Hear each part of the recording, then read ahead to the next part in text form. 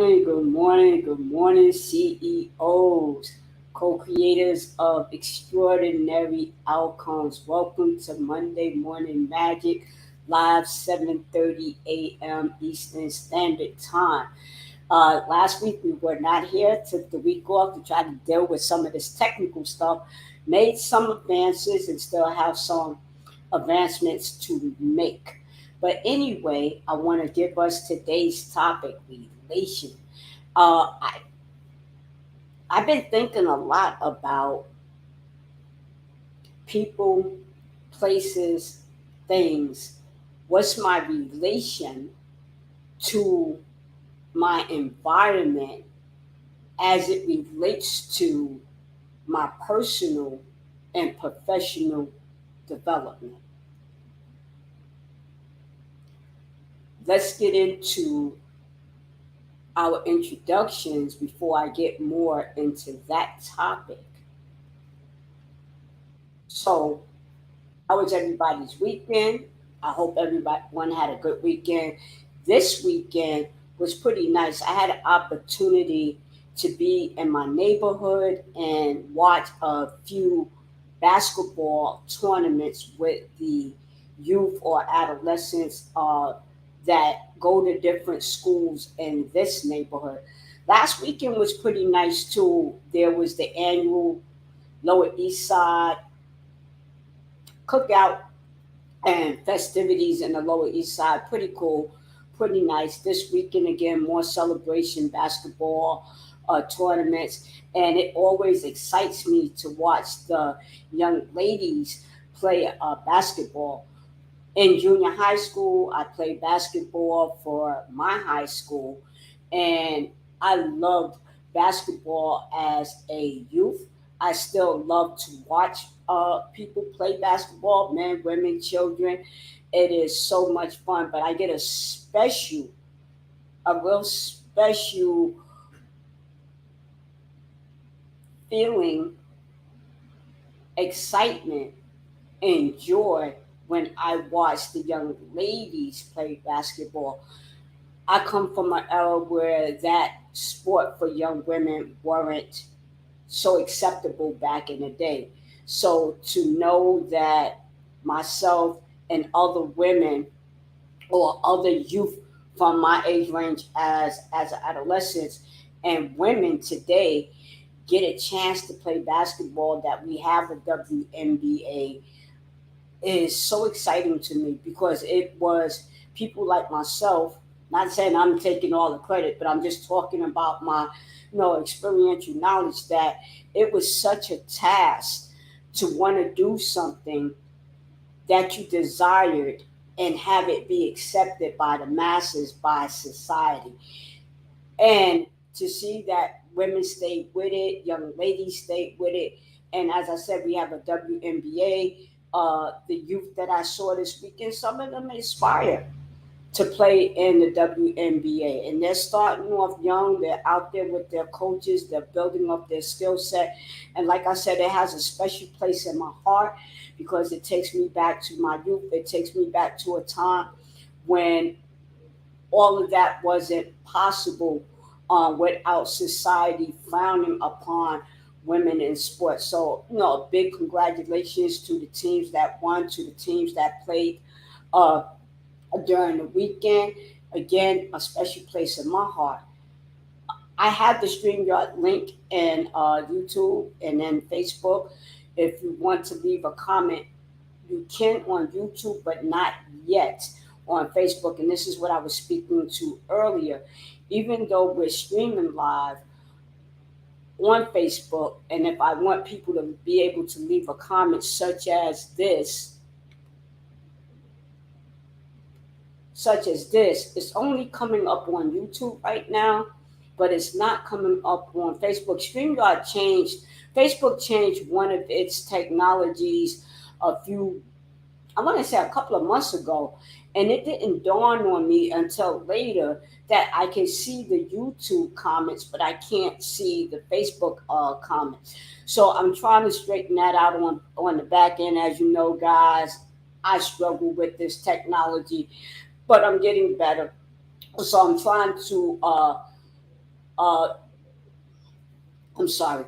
I'm trying to resolve that issue, and hopefully that'll be done soon. I'm watching tutorials and all of those things.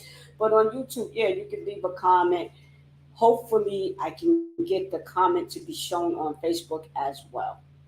If you want to subscribe to the channel, the YouTube channel, it is Coach B Dash, the CEO on YouTube.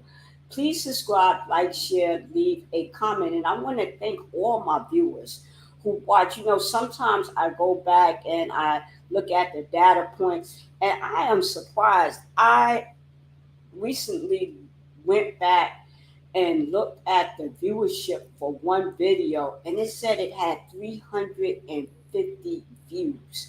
Now, it's translating on Facebook, but it's not translating on YouTube. So there's a disconnect between Facebook, YouTube, and the StreamYard, and I need to find a way to get all of this stuff synced up so that the viewership can show on YouTube, that the viewership can show on Facebook, and that the StreamYard is working, or maybe eventually I might have to make a decision to use one or the other. But I'll talk to some more people and get that figured out again. But you can subscribe. I did go back and I looked at the YouTube channel. If you see it and you have not subscribed, when this video comes out, please subscribe. Again, we've been at 64 for a minute. And to me, how they say, there's something going on with the numbers. The mathing ain't mathing. I have 350 views, but my number is staying at 64.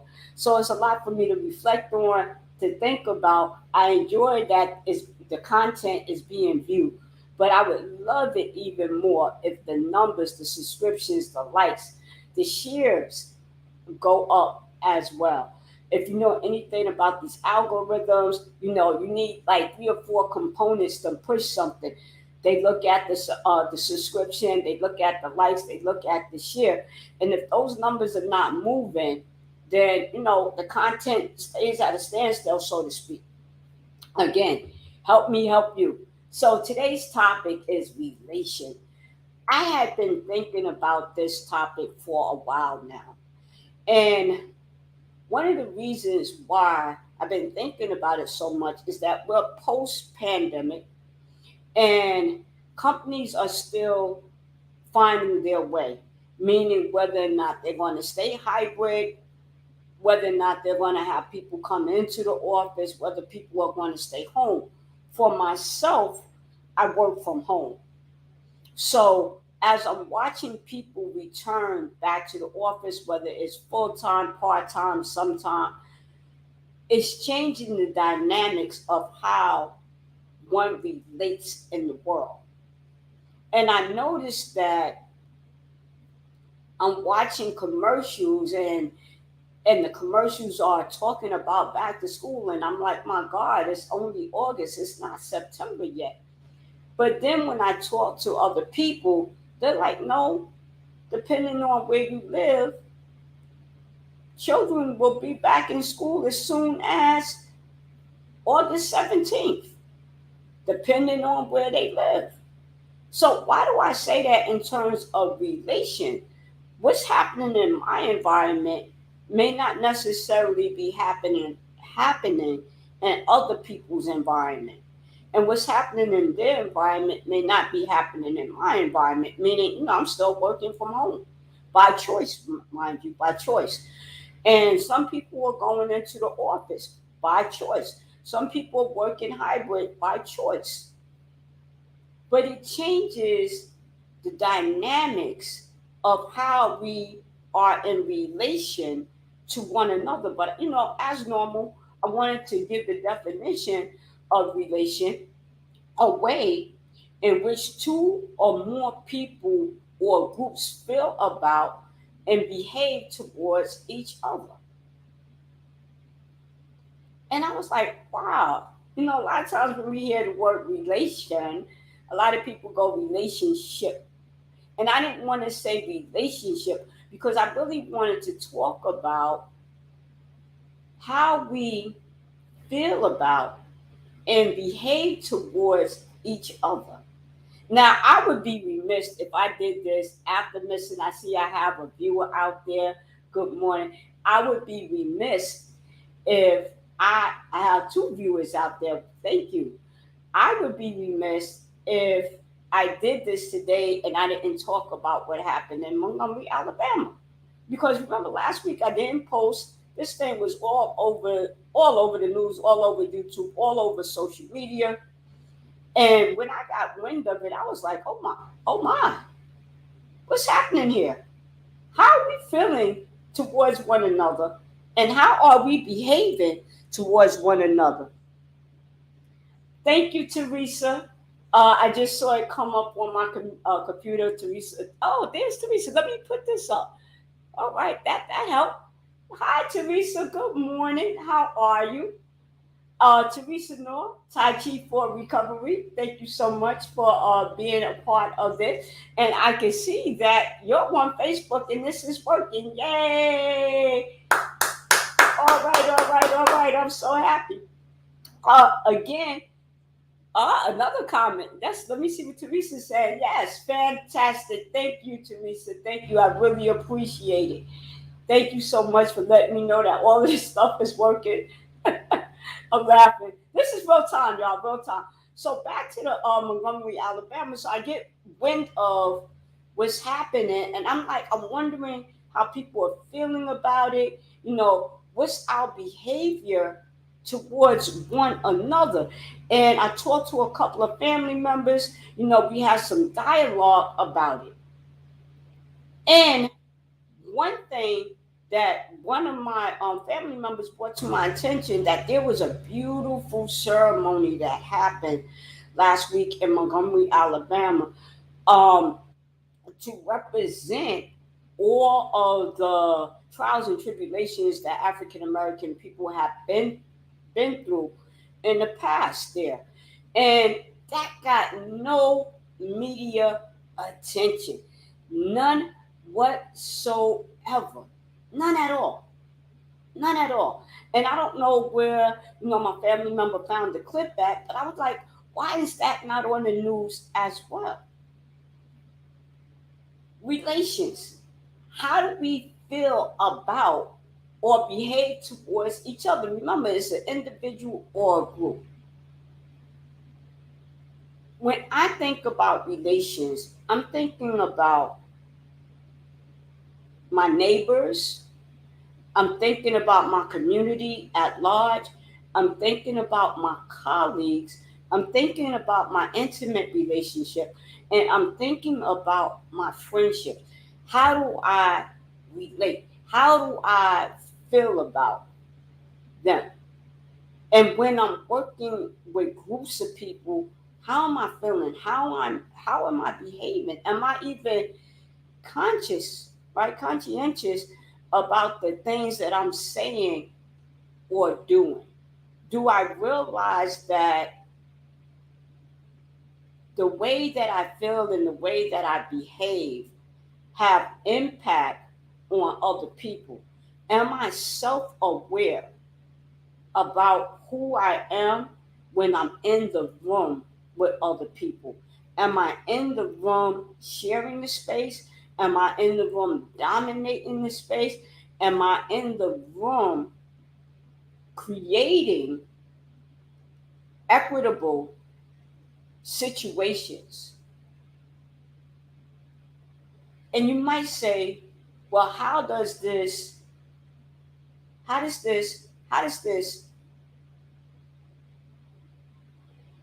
resonate with coaching?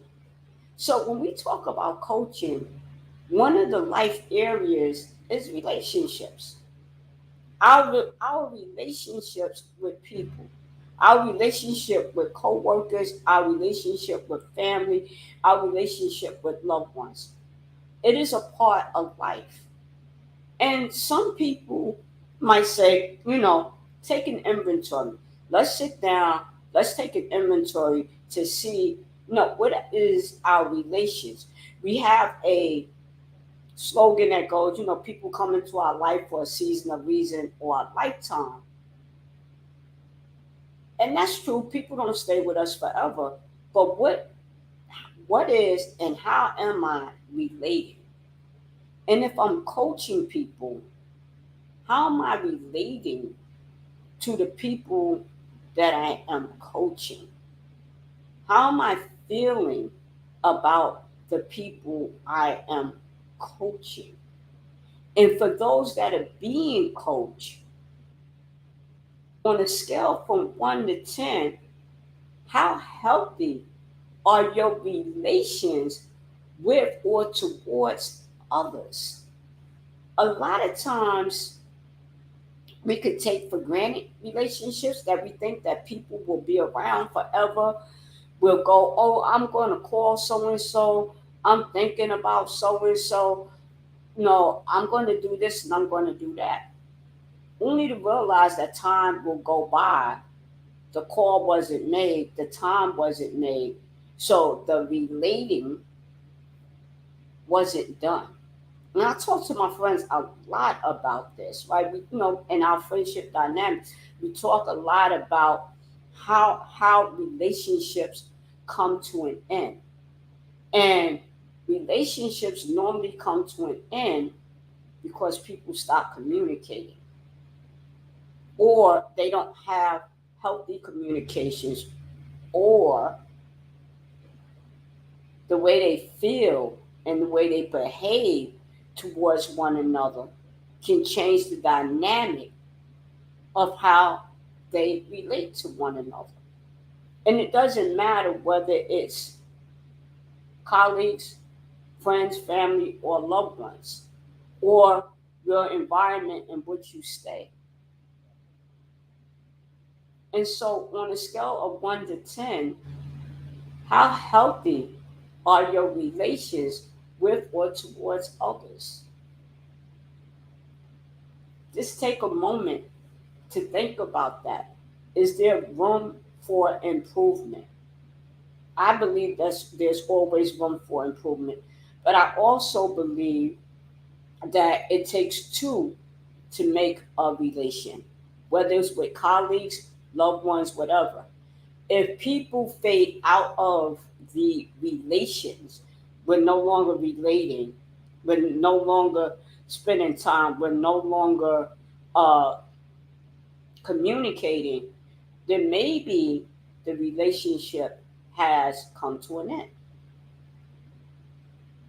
I have a couple of people over the last few years that call.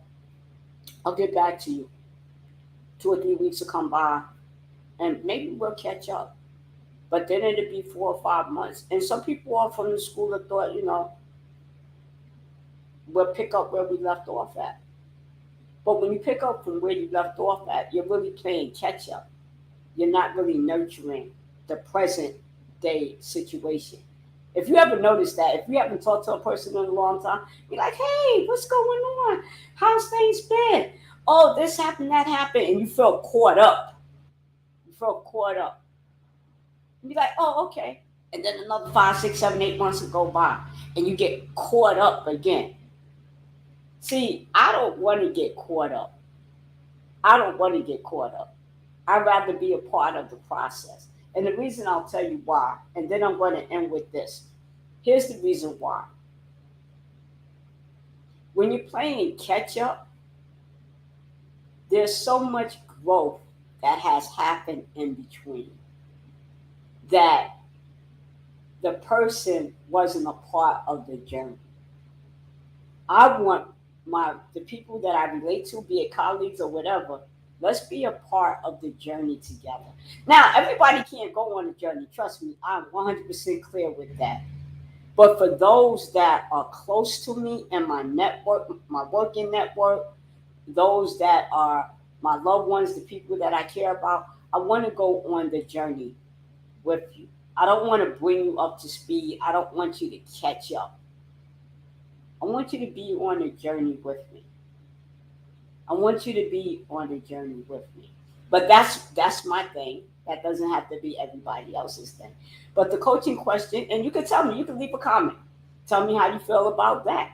What I said, what I did. How you feel about that? How you feel about that? Are you the type of person that when you're relating to people, right, and relations to people, that connection is important to you? Some people, they can talk to a person every 3 years and they're fine with that. For other people, they need more consistency. But how you relate? You know, on a scale of 1 to 10, how healthy are your relations with or towards other people? I want to say thank you for your time, your energy. Oh, sorry. Thank you for your time and energy. I greatly appreciate it. And with that, I'm going to say I'll see you next Monday. And again, thank you, Teresa, for chiming in. Thank you so much for letting me know that things are working on the other end and that people are watching. Until next Monday, 7:30 a.m., be good.